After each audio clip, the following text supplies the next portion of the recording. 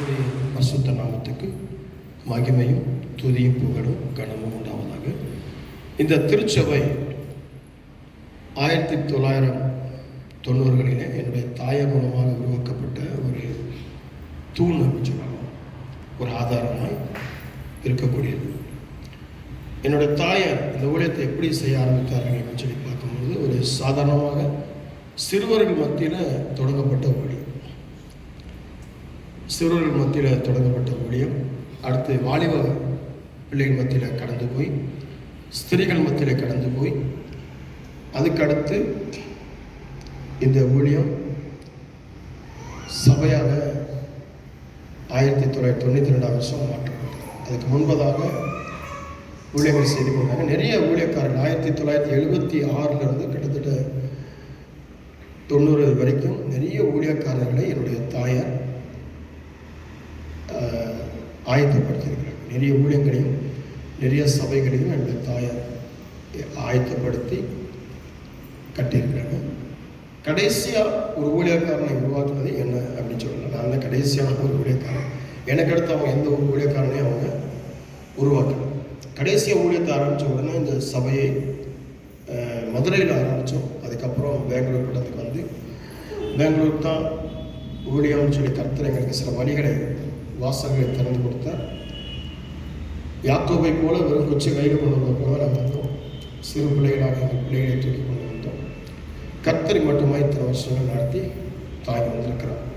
இந்த கூட்டங்கள், இந்த சபைகள் வெறும் சபை ஆராதனை மட்டும் அல்லாமல் பைபிள் காலேஜுகளாக நிறைய பாஸ்டர்ஸுடைய ட்ரைனிங், ஊழியர்களுடைய பயிற்சியாக நிறைய விஷயங்களை கர்த்தர் இந்த ஊழியத்தை மூலம் செய்து ஆண்டவர் தந்தார். இதுவரைக்கும் நடத்தின தெய்வம் இனிமேல் நடத்துவார். என் தாய் நடத்தின ஆரம்பித்த இந்த ஊழியத்தை இந்த நாட்களில் நாங்கள் 30 வருஷமாக தொடர்ந்து நாம் செய்து கொண்டிருக்கிறோம். 31வது வருஷத்தை காணுடைய கர்த்தர் கிருபை செய்திருக்கிறார்.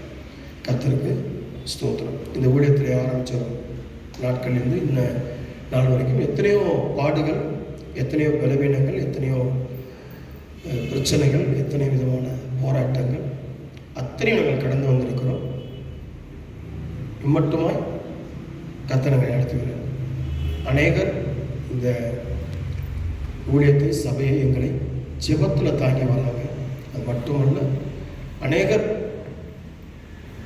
இதை தன்னுடைய காணிக்கை தசம்பாக்களிலும் தாங்கி வராங்க.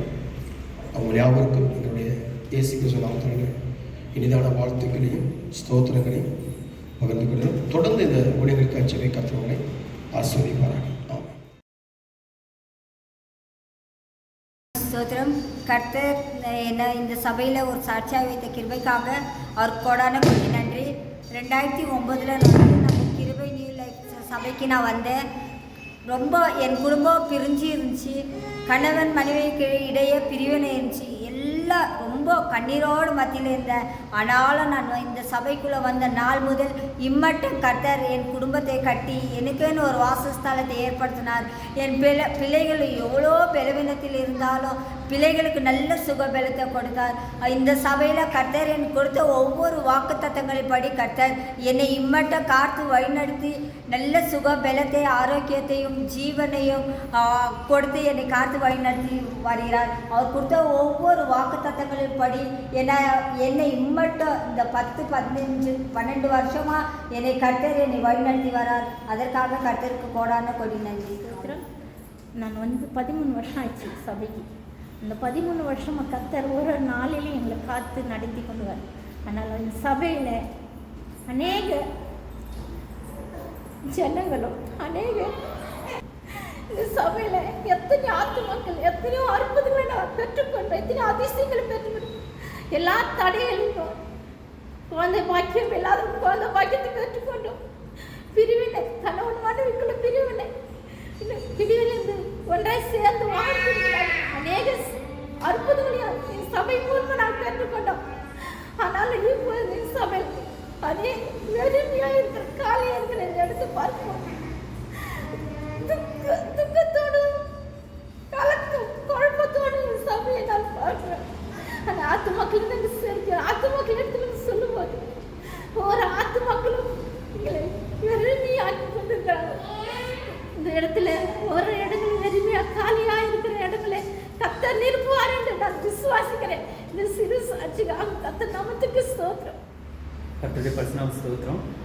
நான் 2019 ஏப்ரலில் ஞானஸ்நானம் எடுத்தேன். அதுக்கு அடுத்த வாரத்துலேருந்து நான் சபைக்கு வந்துக்கிட்டு இருக்கேன். சபைக்கு வந்ததுலேருந்து எனக்கு வந்து நான் வேறு மதத்தை சார்ந்தவனால எனக்கு எப்படி ஜெபிக்கணும், எப்படி ஆராதிக்கணும், எப்படி பைபிள் படிக்கணும் எனக்கு எதுவுமே தெரியாது. பட் கர்த்தர் மட்டும் விசுவாசித்தேன்.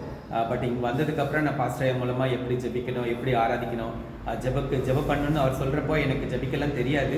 பட் இருந்தாலும் ஜெபிக்கிறதுக்கு எனக்கு தைரியம் கொடுத்ததுனால நான் ஜெபித்தேன். இப்போவும் நான் என்னால் அவர் சொல்கிற வழியில் நடந்துகிட்ருக்கேன். பட் அவர் நிறைய ஒவ்வொரு போராட்டங்கள் கஷ்டங்கள் வரப்பெல்லாம் நான் சபைக்கிட்ட வந்து சபை ஊழியக்கார்ட்ட சொல்லுவேன், ஊழியக்கார அம்மா கிட்ட, அப்போ சபையோட ஊழியக்காரர் பசங்கிட்டு சொல்லுவேன். அவங்க எல்லாம் வந்து எனக்கு வந்து எப்போவுமே வந்து நெகட்டிவாக சொன்னதே கிடையாது. தைரியப்படுத்துவாங்க, ஆறுதல் படுத்துவாங்க. அப்போ வந்து நான் சபைக்கு வர்றதுக்கு முன்னாடி நான் வர்ற வழியிலெல்லாம் துக்கத்தோடு வருவேன். ஆனால் உள்ள சபைக்குள்ள என்ட்ரானப்புறம் அந்த துக்கெல்லாம் எப்படி போச்சுன்னு தெரியாது. போகிறப்போ ஒரே சந்தோஷமாக இருக்கும். எல்லாமே எல்லா கவலைகளும் மறந்தது மாதிரி இருக்கும். நான் சபைக்கு வர்றப்போ என்னோட வேலை இல்லாமல் நான் வேலைக்காக தேடிக்கிட்டு இருந்தேன். பட் ஆனால் வந்து எவ்வளவோ போராட்டங்கள் எவ்வளோ கஷ்டங்கள்னாலும் எனக்கு வந்து நல்ல வேலை, நம்ம பார்த்த வேலையோட நல்ல வேலை கர்த்தர் கொடுக்க கிருபை செஞ்சார். அதுக்கு வந்து எல்லாரோட ஜபங்களும் எல்லாரோட ஆத்மார்த்தமாக ஜபத்தினால தான் எனக்கு வேலை கிடச்சிது. இது என்னாலேயும் கிடச்சது இல்லை, கர்த்தரால் கிடச்ச கிருபை அது. அது மட்டும் இல்லை, மகனுக்கு உடம்பு சரியில்லாமல் இருந்தது. அப்பவும் நான் வந்து பாரத்தோடு வந்து எல்லாத்தையும் சொன்னேன் ஜபிக்கிறதுக்கு. அப்போ அவனுக்கு நல்ல சுகபலத்தை கொடுத்தாரு. அப்போ பசங்க படிப்புக்கு ஒவ்வொரு காரியங்களுக்கும் அப்படி சொல்லிகிட்டே இருக்கலாம். எண்ணிலடங்காத கிருபையால் என்னை வந்து நிரப்பினார். இப்பவும் இம்மட்டும் காத்துட்டு இருக்காரு ஒவ்வொரு விஷயமும். நான் வந்து சபைக்கு வந்து நான் இந்த 2.5 வருஷத்துல ஏதாவது 1 or 2 வீக்ஸ்ல தான் வரல. நான் வரலன்னா எனக்கு அந்த வாரம் எல்லாம் சமாதானமா இருக்காது. அதனால எப்படியாவது அந்த வாரத்துக்கு வந்துடணும்ட்டு நான் பிளான் பண்ணிட்டு சபைக்கு வந்துடுவேன். அது மட்டும் இல்லை, சபையில் வந்து கொரோனாலாம் வரதுக்கு முன்னாடி டெய்லி ஆராதனை நடக்கும். அந்த டெய்லி ஆராதனையில் கடந்துட்டு போயிட்டேன்னா அப்போ அந்த அன்னைக்கு ஃபுல்லாக எனக்கு பெரிய பிளஸ்ஸிங்காக இருக்கும், பெரிய ஆதரவாக இருக்கும், நிறைய பலம் கிடைக்கும். ஸோ அதனால் இந்த சபைக்கு வந்ததுனால நிறையா நான் பெற்றுக்கொண்டதெல்லாம் நிறைய இருக்குது. பட் அதை சொல்ல முடியாது. அவ்வளோ விஷயங்கள் இருக்குது மனசெலவுலையும். அப்போ குடும்பத்துக்குள்ள சமாதானம், அப்புறம் தேவைகள் எல்லாம் சந்திச்சார். அது மட்டும் இல்லை, இந்த சபைக்கு வந்தப்பறம் எனக்கு வந்து ஜப வீரர்னு எனக்கு வந்து பாஸ்டரையாக கொடுத்தாரு. எனக்கு ஜெபிக்க தெரியாது, எனக்கு எப்படி ஜெபிக்கலான்னே தெரியாது. மற்றவங்க ஜெபிக்கிறத பார்த்து நான் ஜெபிப்பேன். ஆனால் எனக்கு ஜப வீரன் கொடுத்து என்னை ஊக்குவித்தார். அதனால நம்மளாலையும் ஜெபிக்க முடியும், நாமளும் ஜெபிக்கலாம், நம்மளும் நம்ம ஜெபிச்சா அப்பா பதில் கொடுப்பார் அப்படிங்கிற எனக்கு ஒரு கான்ஃபிடென்ஸ் வந்துச்சு. அதனால நான் நல்ல ஆத்மார்த்தமாக ஜெபித்தேன். நிறைய ஜெபத்துக்கு கர்த்தர் பதில் கொடுத்துருக்காரு. அவருக்கு கோடி நன்றி. இந்த சபைக்கு வந்ததுனால நான் வந்து இந்த மாதிரி நல்ல சபைகள் கிடைக்கிறது ரொம்ப கம்மி. இங்கெல்லாம் வந்து ஒவ்வொரு பாஸ்டரும் வந்து நான் நிறைய விஷயங்கள் கேள்விப்படுவேன். ஆனால் அது வந்து சொல்ல முடியாத அளவு இருக்குது. பட் ஆனால் இந்த சபையில் வந்து ஆத்மாக்கள் வரணும், ஆத்மாக்களை வந்து அந்த ஊழியங்களை வந்து தாங்கணும். நம்ம பாஸ்டர் மாதிரி பாஸ்டர் கிடைக்க ரொம்ப கஷ்டம். அந்த மாதிரி நம்ம வந்து அதை பயன்படுத்திக்கணும். ஏன்னா நம்ம சபைக்கு வர்றதே பெரிய விஷயம். இப்போல்லாம் இந்த மறுபடியும் லாக்டவுன் ஆயிடுச்சு. அதனால் நம்ம கிடைக்கிற வாய்ப்பை சபைக்கு எப்பெல்லாம் கூப்பிட்றாங்களோ நான் அப்போல்லாம் ஓடி வரும்னு நினைப்பேன். ஸோ அதனால் சபைக்கு அடிக்கடி வந்து நம்ம ஜெபிக்கணும்னு நான் ரொம்ப பிரயாசப்படுவேன். என்னோட எண்ணமும் அதுதான். ஆனால் கர்த்தர் என்னோட பெரிய காரியங்கள் செய்துகிட்டே இருக்காரு. ஒவ்வொரு நாளும் என்னை பலப்படுத்திகிட்டே இருக்காரு. எவ்வளோ கஷ்டங்கள், எவ்வளோ துக்கங்கள், எவ்வளோ போராட்டங்கள் இருந்தாலும் சபைக்கு வந்துட்டு போனப்போ எனக்கு சமாதானத்தையும் ஆற்றல் கொடுத்தாரு.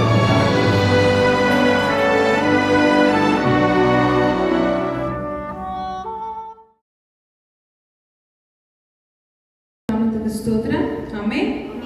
அப்படியே கண்களை மூடி ஜெபிப்போம் வார்த்தைக்காக.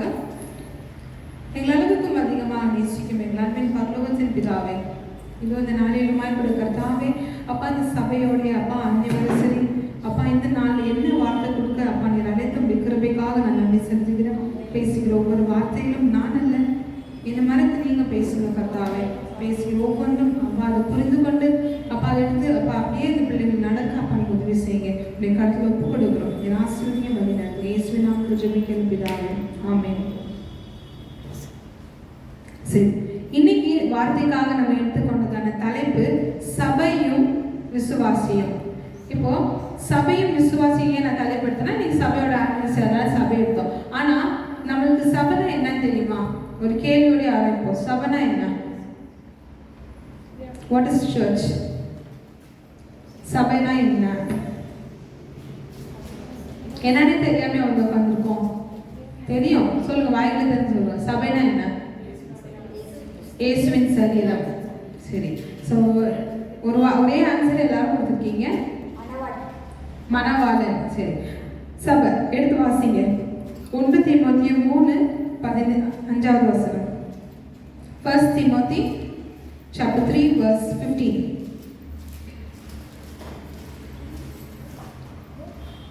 ஒன்று தீமோத்தி 3வது அதிகாரம் 15வது வசனம். தாமதிப்பேனாகிய தேவனுடைய வீட்டிலே நடக்க வேண்டிய வகையை நீ அறியும்படி இவைகளை உனக்கு எழுதுகிறேன். அந்த வீடு ஜீவனுள்ள தேவனுடைய சபையாய். இது என்னவா இருக்கான்? ஜீவனுள்ள தேவனுடைய வீடா இருக்கு. இப்ப நம்ம இந்த சபை இருக்கு, இந்த சபை நான் என் இஷ்டத்துக்கு நான் போறேன், நான் நினைச்ச நேரத்துக்கு போறேன். என்ன பண்ண பாஸ்டர் இருக்காரு, நம்ம ஆராதிப்பாங்க, துதிப்பாங்க, இந்த டைம் தான் ஆராதனா, அந்த டைம் போகுது, நம்ம இஷ்டத்துக்கு நம்ம போறோம். ஆனா வேதம் தெளிவா சொல்லுது, இது யாரு? ஜீவனுள்ள தேவன் தங்குகிற அவருடைய வீடு. அவருடைய வீட்டுக்கு நீங்க போகும்போது எப்படி வரணும்? அவருடைய வீட்டுக்கு. சரி, இப்போ நீங்க போறீங்க, உங்க வீட்டுக்கே போறீங்க, இல்ல உங்க ஃப்ரெண்டு வீட்டுக்கு போறீங்க, இல்ல உங்க ரிலேட்டிவ் வீட்டுக்கு போறீங்க. போகும்போது எப்படி போவீங்க? ரொம்ப நாள் கழிச்சு ஒருத்தவங்களை பார்க்க போறீங்க, அப்படியே சைலண்டா வச்சுட்டு மூஞ்சி வச்சுட்டு, ஏதா வந்தோமோ இவங்க வீட்டுக்கு, ஏதா இவங்க வீட்டுக்கு நம்ம போறோமோ, அப்படியே இருப்பீங்க. எப்படி இருக்கும்? சந்தோஷத்தோட. அப்ப ஜீவனுள்ள தேவனுடைய வீட்டுக்கு வர நம்ம எப்படி வரணுமா? சந்தோஷத்தோடையும் மன மகிழ்ச்சியோடையும் வரணும். தொடர்ந்து வாசிங்க. சத்தியத்துக்கு தூணும் ஆதாரமாய் இருக்கிறது. நம்ம தேவன் எப்படி இருக்காரா? சத்தியத்துக்கு தூணும் ஆதாரமா இருக்கிறார். ஜீவனுள்ள தேவனுடைய வீட்டுக்கு நம்ம வரோம். வரது மட்டும் இல்ல, அவர் யாரா இருக்கார்? சத்தியத்துக்கு தூணும் ஆதாரமா இருக்கா. அப்ப அவரை பார்க்க வர நம்ம எப்படி இருக்கணும்? அந்த சத்தியத்தின்படி நடக்கிறவர்களாக மாறணும். இப்ப சபைனா என்ன? சபைனா அவர் ஜீவனுள்ள தேவன் தங்குகிற ஒரு ஆலயம். இந்த இடத்துல நம்ம எப்படி வரணும்? நம்மளும் ஜீவனுள்ளவர்களா வரணும். ஏதோ கடமைக்கு எல்லா வேலையும் முடிச்சுட்டு டயர்டா இருக்கிற டைமுக்கு சபையில வந்து உட்கார்றது சபை கிடையாது. சபை என்ன? ஜீவனுள்ள தேவன் தங்குற இடம். அப்ப நம்மளும் ஜீவன் உள்ளவர்களாக உட்காரணும். தூங்கிட்டு உட்கார இடம் இது கிடையாது. கர்த்தர் என்ன சொல்ற? பாரத்துல இறங்கி, அதுக்குன்னு பாரத்தோட நம்ம வந்தோம் அப்படி அதனால தான் டயர்டா வந்துட்டோம், அப்படி கிடையாது. அப்ப அவர் நம்ம பார்க்க வர நம்மளும் ஜீவனுள்ள பிள்ளைகளா இருந்து நம்ம என்ன செய்யணும்? அவரை ஆராதிக்கணும், துதிக்கணும், பாடணும், அவரோட வார்த்தைகளை கேட்கணும், அவரோட வசனங்களுக்கு செயல்சாய்க்கணும். அடுத்து வாசிங்க. எபேசியர் 1வது அதிகாரம் 22 மற்றும் 23வது வசனம். Ephesians chapter 1 verse 22 and 23. எல்லாவற்றையும் அவருடைய பாதத்துக்கு கீழ்ப்படுத்தி எல்லாவற்றினாலும் நிரப்புவருடைய நிறைவாகிய சரீரமான சபைக்கு அவரை எல்லாவற்றிற்கும் மேலாக தலையாக தந்தருளினார். இப்ப என்னவா இருக்காரு? அவரே இந்த சபையா இருக்கிறாரு. இது சபை என்னவா? அவருடைய சரீரமா இருக்கு. சபை என்னவா இருக்கு? இது ஆன்சர் நீங்க சொன்னீங்கல்ல, சொன்னவங்களா கரெக்டா சொன்னீங்க. அப்ப இந்த சபை என்னவா இருக்கு? அவருடைய சரீரமா இருக்கு. அப்போ அவருடைய சரீரத்தை நம்ம எப்படி பாதுகாக்கணும்? ஒரு இப்ப நீங்க போறீங்க, ஒரு இடத்துக்கு போறீங்க, அல்லது நீங்க சும்மாவே இருக்கீங்க, எப்பயுமே அழுக்கா இருப்பீங்களா? நீங்களே உங்க கையெடுத்து வெட்டிக்குவீங்களா? நீங்களே கீழே போய் விழுந்து அடிபட்டுக்குவீங்களா? கண்டிப்பா பண்ண மாட்டோம். அப்ப ஆண்டவருடைய சரீரமா இருக்கிற இந்த சபையை நம்ம எப்படி இதை நம்ம குறைச்சலாக்க முடியும்? அவருடைய சரீரத்தை நம்ம எப்படி பாதுகாக்க முடியும்? நம்ம சபைக்கு வரல அப்படின்னா நம்ம அவருடைய சரீரத்தை பாலாக்குறோம். நம்ம நேரத்துக்கு வரல அப்படின்னா அவருடைய சரீரத்தை பாலாக்குறீங்க. நீங்க இங்க வந்து உங்க வேலையும் உங்களுடைய காரியத்தையும் உங்களுடைய பர்சனல் பார்த்து நீங்க போறீங்கன்னா அவருடைய சரீரத்தை பாலாக்குறீங்க. அப்ப அவருடைய சரீரத்தை உங்க சரீரத்தை பார்க்கறது போல தானே அவருடைய சரீரத்தையும் நம்ம பார்க்கணும். நீங்க மட்டும் நல்லா சேஃபா இருக்கணும், நல்லா பாதுகாப்பு. மழை வந்தா கொடையை பிடிச்சிட்டு போவோம், சொட்டர் போட்டுக்கும், மழை வந்தால் ரெயின் கோட் போட்டுக்கும், குளிர் வந்தால் சொட்டர் ஸ்கார்ஃபெல்லாம் போட்டுக்கும், பாதுகாப்பாக இருக்கும். அப்போ அவருடைய சரீரத்தை நம்ம எப்படி பாலாக்க முடியும்? எப்படி அதை நம்ம டேமேஜ் பண்ண முடியும்? இப்போ சபைனா என்ன? இது அவர் தங்குகிற ஒரு ஆலயம், ஏன்னா ஒரு ஜீவனுள்ள தேவன் தங்குகிற அவருடைய வீடு. அப்புறம் இது வந்துட்டு அவருடைய சரீரமாக இருக்கு. தொடர்ந்து வாசிங்க அந்த வசனத்தை. 23வது வசனம். எல்லாவற்றாலும் நிரப்புவருடைய நிறைவாகிய சரீரமான சபைக்கு அவரை எல்லாவற்றிற்கும் மேலாக இப்ப என்னவா இருக்கா? தலையா இருக்கிறாராம். இப்ப சபைக்கு ஊழியக்காரர் இருக்கிறாரு. ஆமா, ஊழியக்காரர் நம்ம சபைக்கு நம்மளுக்கு ஒரு ஹெட். ஆமா, ஆனா ஊழியக்காரருக்கும் மேல இருக்கிற ஒரு தலை யாரு? இயேசப்பா. கிறிஸ்துனா சபைக்கு தலையா இருக்கிறாரு. அப்போ தலையா இருக்கிற கிறிஸ்துவுக்கு கீழே தான் நம்ம எல்லாருமே இருக்கிறோம். கிறிஸ்துவுக்கு மேல அப்ப நான் தான் என் சபையில எல்லாம் பண்றேன், நான் தான் சர்ச்சை என்ன செய்யறேன், டெய்லி கிளீன் பண்றேன், நான் தான் சர்ச்சில் இருக்கிற எல்லா திங்ஸும் எடுத்து வைக்கிறேன், நான் மியூசிக் போடுறேன், நான் பாட்டு பாடுறேன், நான் பாய் விரிக்கிறேன், நான் பாய் எடுத்து வைக்கிறேன், நான் டீ போடுறேன், நான் இந்த பல்பு மாட்டினேன். நான் தலை கிடையாது. நம்ம சபைக்கு தலை யாரா இருக்கிறாரு? ஏசப்பாவா இருக்கிறாரு. அவருக்கு கீழே தான் நம்ம எல்லாருமே இருக்கிறோம். அவர் என்ன செய்யறது? நிறைவாய் மாற்றுகிறார். அவர் என்ன செய்யற? சபையை அந்த வசனத்துக்கு கிளீனா சொல்லுதுன்னு நினைக்கிறேன். அந்த லைன் மட்டும் வாசிங்க.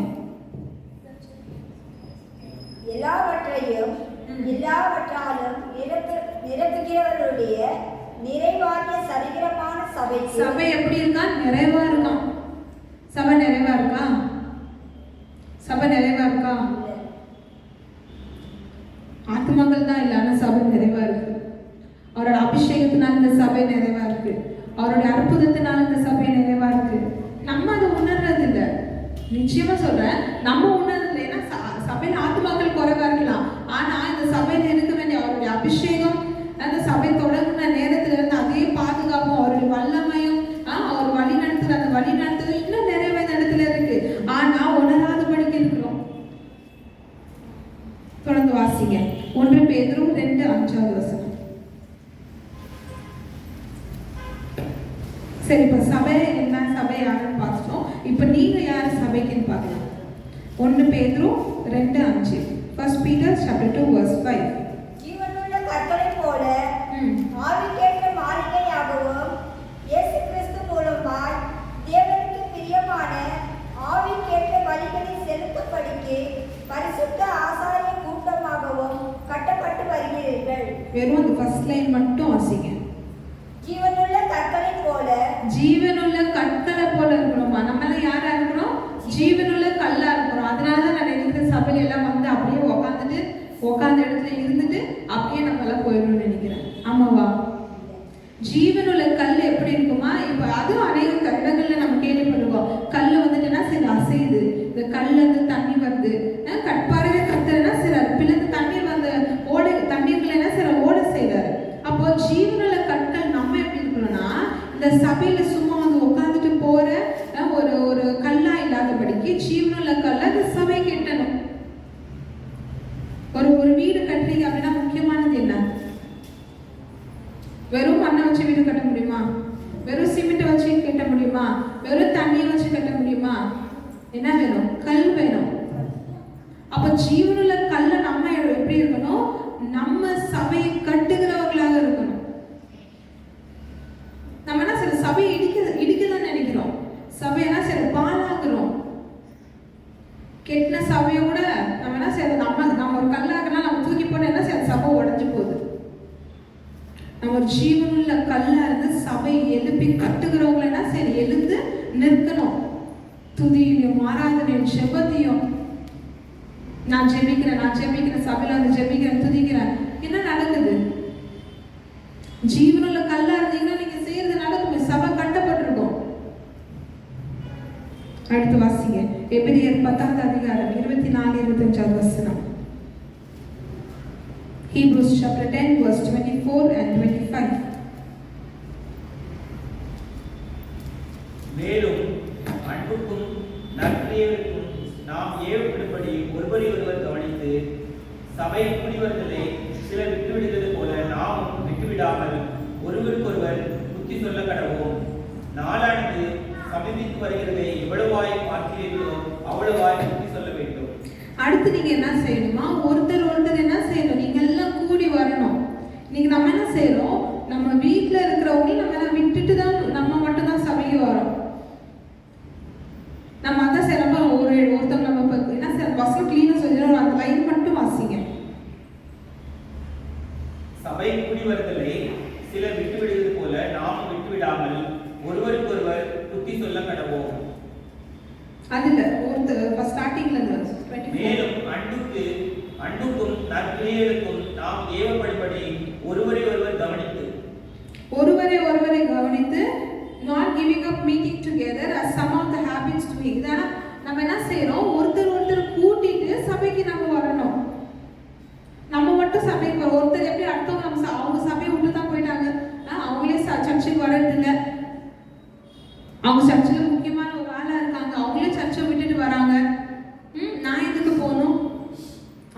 விட்டுட்டாங்க நான் போகணுமா? அவங்க விட்டாலும் அவங்களை கூப்பிட்டுட்டு வரவங்கள தான் நம்ம மாறணும். இப்ப சபை காலியா இருக்கிறதுக்கு காரணம் யாரு? ஏன்? நம்மளே வர கஷ்டப்படுறோம். நம்மளே சபைக்கு வர என்ன செய்யறோம்? கஷ்டப்படுறோம். அப்ப எப்படி நம்ம இன்னொருத்தவங்களை கூப்பிட்டு நீங்க வந்து உட்கார வைக்க முடியும்? ஒருத்தர் சபையை விட்டு வருது போல நீங்களே விட்டுறாதீங்க. அதாவது சர்ச்சுக்கு வராம இருக்கக்கூடாது. சபைக்கு வருகிறவங்களா இருக்கணும், இன்னொருத்தவங்களை கூட்டிட்டு வரவங்களாகவும் இருக்கணும். ஏன்னா கடைசி காலம் சமீபத்தில் இருக்கு. கடைசி வார்த்தை வாசிங்க, கடைசி லைன் வாசிங்க. நாளானது சமீபத்து வருகிறதை எவ்வளவாய் பார்க்கிறோமோ அவ்வளவாய் பற்றி சொல்ல வேண்டும். நாளானது சமீபத்தில் இருக்க, டே ஆர் அப்ரோச்சிங் அப்படின்னா நாள் கடைசி காலம் வந்துட்டு இருக்கு. இன்னும் நம்மளே சீர்படாத போது நம்ம கூட இருக்கிறவங்களை எப்படி சீர்படுத்த முடியும்? நம்ம குடும்பத்தை எப்படி சீர்படுத்த முடியும்? அடுத்து வாசிங்க 1 கொரிந்தியர் 14:21. 1 Corinthians 14:26.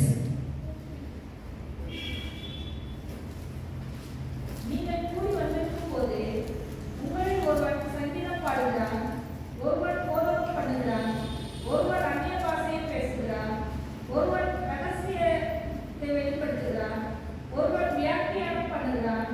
சகோதரரே, இது என்ன? சகலமும் அபிவிருத்திக்கு ஏதுவாக செய்யப்பட கடவுது. அடுத்து என்ன அப்படின்னா, நீங்க சர்ச்சுக்கு வரீங்க அப்படின்னா என் பிள்ளை பாட்டு பாடுது, இதான் என்னுடைய வைஃப் வந்து சர்ச்செல்லாம் க்ளீன் பண்றாங்க, நான் வந்துட்டு போறேன். சரி, அவங்க மியூசிக் வாசிக்கிறாங்க, அவங்க பாட்டு பாடுறாங்க, நான் என்ன செய்றேன்? சர்ச்சை க்ளீன் பண்றேன், நான் அதை மட்டும் தான் செய்வேன். இல்லை, நான் சர்ச்சுக்கு வெறும் வருவேன், உட்காருவேன், போவேன். இது என்ன? அதான் சொல்லுது. ஒருத்தர் சங்கீதம் வாசிக்கிறீங்க, ஒருத்தவங்க பாட்டு பாடுறீங்க, ஒருத்தர் வந்துட்டு வெளிப்படுத்தல் சொல்றீங்க, ஒருத்தவங்க விலக்கி கொடுக்குறீங்க. இது என்ன? பக்தி விருத்திக்கு ஏதுவா இருக்கிறதுனா என்ன? எல்லாரும் எல்லா காரியத்திலும் பங்கு பெறணும். சபையில் எல்லா காரியத்திலும் எல்லாரும் பங்கு பெறீங்களா? சபையில் எல்லா எழுப்புதலுக்கும் எல்லாருடைய வழி நடத்துறதுக்கு சபையில் நடக்கிற எல்லா காரியத்திலும் எல்லாருமே பங்கு பெறுறோமா? பாட்டு பாடும்போது சபையில வந்து உட்காந்துருக்கோமா? துதிக்கும் போது சபையில வந்து உட்காந்துருக்கோமா? சங்கீதம் வாசிக்கும் போது உட்காந்துருக்கோமா? வார்த்தைக்கு வருவோம் கடைசி, இல்லை கடைசியா காணிக்க பகுதியில் வந்து உட்காந்துட்டு அப்படியே போயிடுறோம். இது என்ன? இது பக்தி விருத்திக்கு ஏதுவா இருக்கிற காரியம் அல்ல. அப்ப நீங்க சபைக்கு ஜீவனுள்ள தேவன் இருக்கிற அவர் தங்குற இந்த இடத்தை, கிறிஸ்து தலையா இருக்கிற இந்த இடத்துக்கு நீங்க எவ்வளவு மரியாதை கொடுக்குறீங்க? நீங்க அப்படி செய்யும் போது மட்டும்தான் சபையை கெட்ட முடியும். சபை கெட்ட பண்ணணும்னா நீங்க இந்த காரியம் செய்யணும். பாடணும், துதிக்கணும், ஆராதிக்கணும், ஜெபிக்கணும், பாரம் பண்ணணும். சர்ச்சில் இந்த தொடக்க ஜெபம் முடிவு ஜெபம் வரைக்கும் என்ன செய்யணும்? உட்காந்து அவர் துதிச்சு ஆராய்ச்சிட்டு போகணும். அடுத்து வாசிங்க எபேசியர் 2:19. Ephesians chapter 2 verse 19. Ephesians chapter 2 verse 19. எபேசியர் 2:19. ஆகையால் நீங்கள் இனி அந்நியரும் பரதேசிகளுமாயிராமல் பரிசுத்தவங்களோடு ஒரே நகரத்தாரோடு தேவனுடைய வீட்டாருமாய் இருங்கள். அடுத்து உங்களுக்கு என்ன வேணுமா? ஐக்கியம் வேணும். சபையில் இருக்கிற ஒருத்தருக்கு ஒருத்தர் என்ன வேணும்? ஐக்கியம் வேணும். நீங்க அந்நியரும் பரதேசியரும், உங்க பக்கத்துல உட்காந்துருக்கவங்க வேற நாட்டுக்காரங்க, ஒரு எதிரியும் கிடையாது, அல்ல இந்த பக்கம் உட்காந்துருக்கிறவங்க உங்களுடைய நண்பரும் கிடையாது. எல்லாருமே என்னது? ஒரே குடும்பத்தார் தான். அவங்கள பார்த்து இப்படி மூஞ்சி திருப்புறேன், அவங்க என்ன மூஞ்சி திருப்பிட்டு போறாங்க, அவங்கள பார்த்தா சண்டை போடுறது, போட்டி போடுறது, பொறாம போடுறது, ஒருத்தருக்கு ஒருத்தர். எல்லாருமே நான் ஒரு சகோதர சகோதரிகள், எல்லாருமே ஒரே குடும்பத்தார்களா இருக்கணும். and also members of his household. நீங்க யாரோட குடும்பத்தாரா இருக்கீங்க? தேவனுடைய வீட்டாருமா இருக்கிறீங்க. தேவனுடைய வீட்டார் அப்படின்னா அவர் அப்பாவா இருந்தா நம்ம என்ன? அவருடைய பிள்ளைங்க. நீங்களே உங்க பக்கத்துல உட்காந்துக்கோங்க. ஒரு அண்ணனா இருக்கும், இல்ல தம்பியா இருக்கும், இல்ல தங்கச்சியா இருக்கும், இல்ல அக்காவா இருக்கும். அப்போ நம்ம எல்லாம் ஒரே குடும்பத்தார். நம்ம என்ன செய்யறோம்? ஆண்டவரை துக்கப்படுத்தும் போது, சபையை நம்ம துக்கப்படுத்தும் போது, சபையை வேதனைப்படுத்தும் போது நம்ம குடும்பத்தையே அவமானப்படுத்துறோம். நம்ம மேலே துப்புன மாதிரி திரும்ப என்ன செய்யாது, நம்ம மூஞ்சில தான் விழுவோம். அதை தான் நம்ம இத்தனை வருஷம் இத்தனை காலங்கள் செய்யறோம் செஞ்சுட்டே தான் இருக்கோம். இன்னும் மாறின பாடு கிடையாது. வாசிங்க அடுத்து அப்போஸ்தலர் 2:47. Acts chapter 2 verse 47.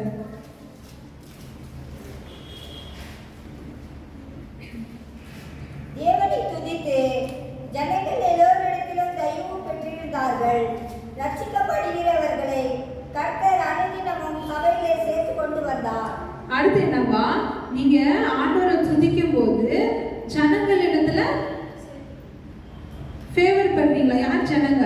போற ஜாதிகளும் அந்நியரா இருக்கிற நீங்க ஆண்டவரை துதிக்க அவர் சபையில நீங்க அவர் உயர்த்த நீங்க போற இடத்துல எல்லாம் என்ன செய்வாங்க, உங்களுக்குன்னு ஒரு மரியாதை இருக்கும், உங்களுக்குன்னு ஒரு மதிப்பு இருக்கும்.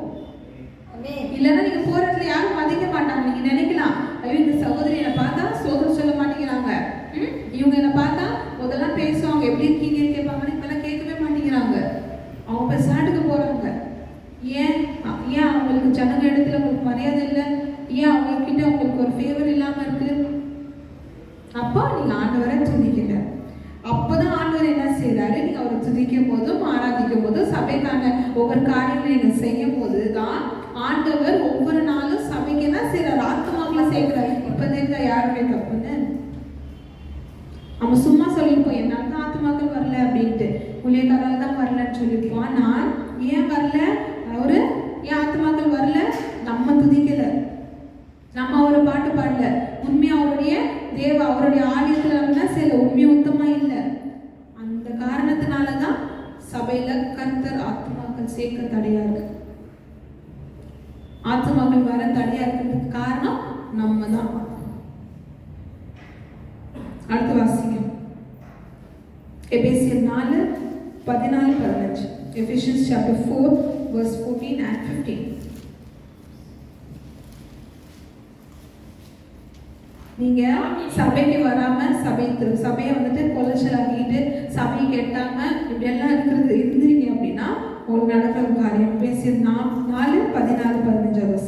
நாம் இனி குழந்தைகளாயிராமல் மனுஷருடைய சூது மச்சிக்கிறதுக்கு ஏதுவான தந்திரமுள்ள போதகமாகிய பலவித காற்றினாலே அலைகளைப் போல அடிபட்டு அடைகிறவர்களாயிராமல் அன்புடன் சத்தியத்தை கைக்கொண்டு தலையாகிய கிறிஸ்துவுக்குள் எல்லாவற்றிலையும் நாம் வளருகிறவர்களாய் இருக்கும்படியாக அப்படி செய்தார்.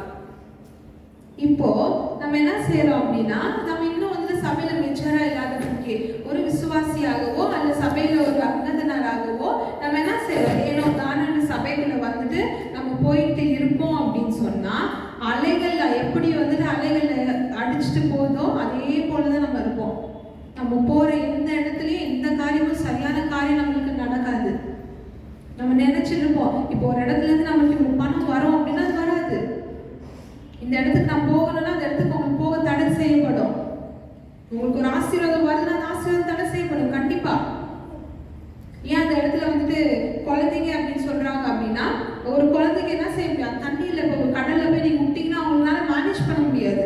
அதே பெரியவங்க போனா நீச்சல் தெரியலனாலும் நம்மளால மேனேஜ் பண்ண முடியும்.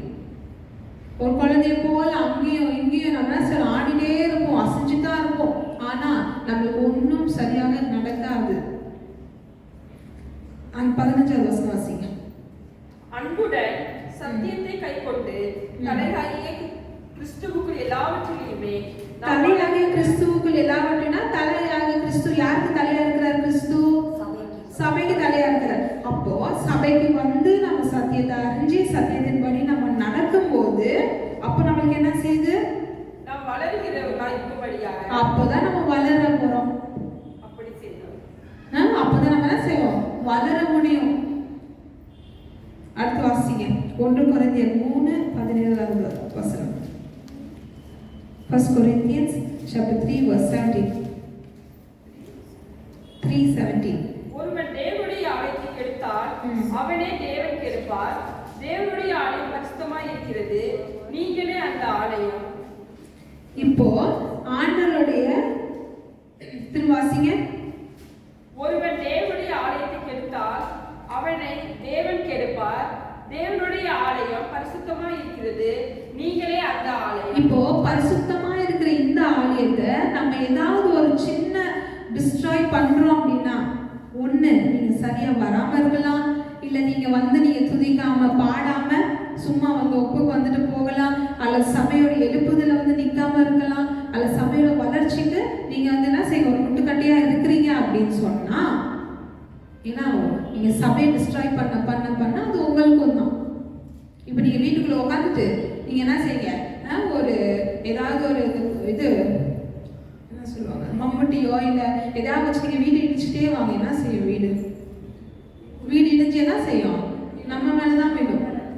அந்த மாதிரி தான் நீங்க இந்த சபையில இருந்துகிட்டே நீங்க ஆண்டவருக்கும் சபைக்கும் சபை ஊழியக்காரனுக்கும் நீங்க விரோதமாகவோ இல்லை அவங்களுக்கு எதிராகவோ நீங்க இருப்பீங்க அப்படின்னு சொன்னா நீங்களும் உங்களையே நீங்க டிஸ்ட்ராய் பண்றீங்க.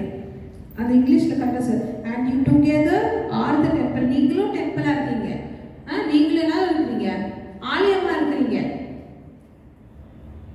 அப்ப எப்படி நம்மளே கெடுத்துக்க முடியும், நம்மளை எப்படி இடிச்சு நம்மளை எப்படி டேமேஜ் பண்ணிக்க முடியும்?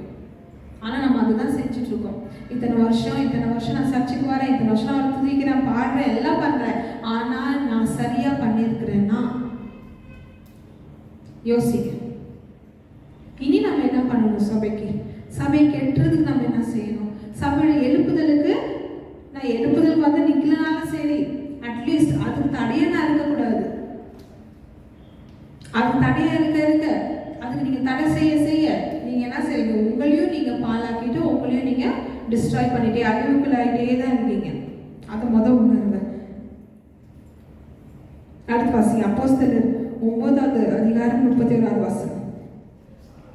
ஒருவேளை நீங்க சர்ச்சில் சபையில இப்ப சொன்னதெல்லாம் கேட்டு ஒழுங்கா இருந்தீங்க அப்படின்னா என்ன ஆகும் பாருங்க. லாஸ்ட் அப்பொழுது யூதேயா கலிலேயா சமரியா நாடுகளிலிருந்தும் சபைகள் சமாதானம் பெற்று பக்தி விருத்தி அடைந்து கர்த்தருக்கு பயப்படுகிற பயத்தோடும் பரிசுத்த ஆவியின் ஆறுதலோடும் நடந்து பெறுகின்றன. நீங்க சபையை சரியாக இருந்து சபையை வளர செய்து சபையில துதிச்சு பாடி ஆராதிச்சு எல்லாத்துலயும் பங்குபட்ட ஜீவனோட கல்லா இருந்தீங்க அப்படின்னு சொன்னா இந்த சபை எப்படி இருக்குமா, சமாதானம் பெற்று வெள்ளனா இருந்து பக்தி விருத்தி ஆகும். அப்ப பக்தி விருத்தி நம்ம சபை இன்னும் ஆயிருக்கா, அதாக நான் தடையா இருந்திருக்கிறேன்னா இல்ல அதனால சபை என்னால பக்தி விருத்தி ஆயிருக்கா யோசிக்கணும். கண்டிப்பா நம்ம என்ன செய்யணும், யோசிக்கணும் என்னால ஆயிருக்கா சபை, பரிசுத்த ஆவியோட தேர்தலும் ஆறுதல் இந்த சபையில இருக்கா. அவர் இருக்கிறாரு, ஆனா உணர முடியாத அளவுக்கு நம்ம எப்படி இருக்கிறோம், மந்தமாக இருக்கிறோம். கடைசி ஒரே ஒரு வார்னிங் வசனம், ரோமர் 16வது அதிகாரம் 17வது வசனம். Romans chapter 16 verse 17.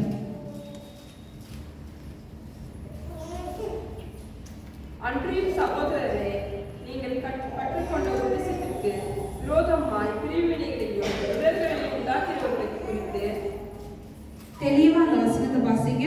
17. அன்றியும் சகோதரரே, நீங்கள் கற்றுக்கொண்ட உபதேசத்திற்கு விரோதமாய் பிரிவினைகளையும் இடர்களையும் உண்டாக்குகிறவர்களை குறித்து எச்சரிக்கையாய் இருந்து அவர்களை விட்டு விலக வேண்டும் என்று உங்களுக்கு புத்தி சொல்கிறேன்.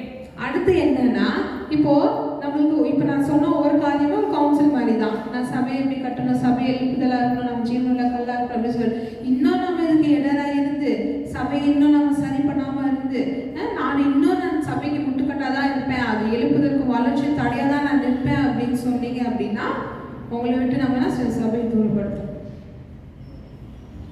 உங்களை விட்டு என்ன செய்யணும், சபை தூரமா போயிடும், அல்லது நீங்க சபை விட்டு தூரமா போகிறீங்க, ஏதோ ஒன்று நடக்கும். அப்போ சபையோட எழுப்புதலுக்கும் சபையோட வளர்ச்சிக்கும் சபை கட்டப்படுறதுக்கும் சபையில ஆத்மாக்கள் வந்து சேர்றதுக்கும் நான் தடையா இருக்கக்கூடாது. அப்போ நான் என்ன செய்யணும், நான் ஜீவனோட கண்ணா மாறுறேன், நான் துதிக்கிறேன் பாரு, அது எல்லாமே நான் என்ன செய்யற பேருக்கு இல்லை, இனியாவது மாறுறேன், இனியாவது என்ன செய்ய போறோம், மாறினா இன்னும் சில நாட்கள்ல நம்ம என்ன செய்ய போறோம், சபையோட வளர்ச்சி நம்ம கண்ணால பார்ப்போம். ஆமென். சத்தமே வரல, இன்னும் சத்தம் வரல. யாரெல்லாம் சபையை எழுப்புதலுக்கு வளர்ச்சியில் இருக்க போறீங்க? ஹல்லேலூயா. யாரெல்லாம் முட்டுக்கட்டையா இருக்க போறீங்க பார்க்கலாம். ஒரு நாட்கள் கர்த்தர் இந்த வார்த்தை பேசி செய்து கர்த்தருடைய கிருபைக்காக நான் செலுத்துகிறேன். அப்படியே நான் ஜெபிப்போம். ஸ்தோத்திரம் இயேசுவே, ஸ்தோத்திரம் அப்பாவே, துதிக்கிறோம் ஸ்தோத்திரிக்கிறோம். எங்கள் அன்புக்கும் அதிகமாக நேசிக்கும் எங்கள் அன்பின் பரலோகத்தின் பிதாவே, சபையும் விசுவாசியும் என்று சொல்லி கர்த்தாவே ஒரு தலைப்புல அப்பா சில காரியங்களை கொடுத்து அப்பா நீர் என்னோட பேசினது அப்பா நான் சபையோர்கள் கூட பகிர்ந்திருக்கிறேன்.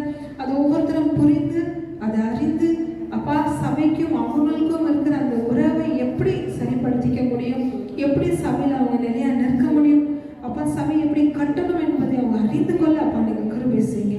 என்னுடைய கருத்துல ஒப்பு கொடுக்கிறோம். சபை இந்த 30 வருஷம் தாங்கி வழி நடத்தி அப்பா எல்லா விதமான முட்கள் கற்களையும் நாங்கள் ஏறும் போதும் இறங்கும் போதும் அப்பா நீர் பாதுகாத்து மட்டுமாக நீர் வழி நடத்துறீங்க. எத்தனையோ காரியங்களை நாங்கள் இழந்திருக்கலாம், பணத்தையும் பேரையும் புகழையும் ஆசீர்வாதங்கள் எல்லாத்தையும் இழந்திருக்கலாம். ஆனால் இனி வருகிற அப்பா வருஷங்கள்ல ஆசீர்வாதம் நன்மையும் உயர்வையும் அப்பா நீ கொடுக்க போறதுக்காக ஸ்தோத்திரம். என்னுடைய கருத்தில் நாங்கள் ஒப்பு கொடுக்கிறோம். நீர் ஆசீர்வதித்து வழி நடத்துங்க. இயேசுவின் நாமத்தில் ஜெபிக்கிறோம் பிதாவே.